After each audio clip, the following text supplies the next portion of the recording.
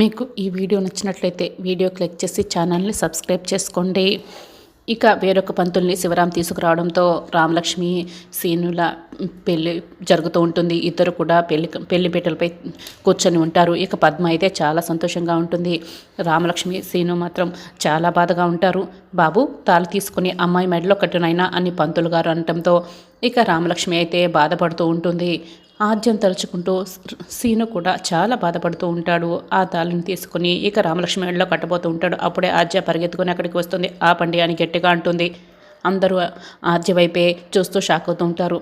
రామలక్ష్మి మెడలో తాళి పెట్టిన సీను మాత్రం ఒక్కసారిగా తాళిని వెనక్కి తీసేసుకుంటాడు. ఆద్య వైపే షాక్ అయి చూస్తూ ఉంటాడు. ఆద్య వెనకే శౌర్య కూడా పరిగెత్తుకొని వస్తాడు అక్కడికి. ఇక పద్మ అయితే కోపంగా ఎందుకు ఆపాలి అని అడుగుతూ ఉంటుంది. నిజమేంటో చెప్పనిస్తావా అని ఆద్య అడుగుతూ ఉంటుంది. ఏంటా నిజం అని రఘురాం అడుగుతూ ఉంటాడు. అస్మిత ఆడిన నాటకం అని ఆద్య అంటుంది. రామలక్ష్మి మాత్రం ఇక మౌనంగా ఇదంతా వింటూ ఉంటుంది.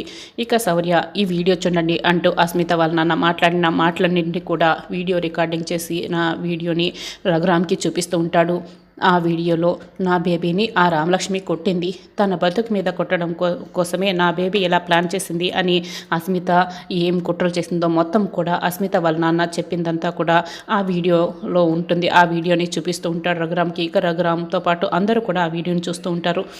అస్మిత చేసిన కుట్ర వల్లే శౌర్య అలా ప్రవర్తించవలసిన వచ్చిందని మొత్తం నిజాలన్నీ ఇక రామలక్ష్మికి తెలుస్తాయి. రామలక్ష్మి వెంటనే శౌర్యని ప్రేమగా హక్ చేసుకొని ఏడుస్తూ ఉంటుంది. సారీ సార్, నన్ను క్షమించండి సార్ అని అడుగుతూ ఉంటుంది. ఇంకా అప్పుడే రఘురామ్ శౌర్య చేతికి తాళినిస్తూ శౌర్య రామలక్ష్మి మెడలో తాళి కట్టు అని అంటాడు. ఇక శౌర్య రామలక్ష్మి ఇద్దరు కూడా పెళ్లిపై కూర్చుంటారు. ఇక శౌర్య అయితే తాళి పట్టుకుని రామలక్ష్మి వైపు చాలా ప్రేమగా చూస్తూ ఉంటాడు.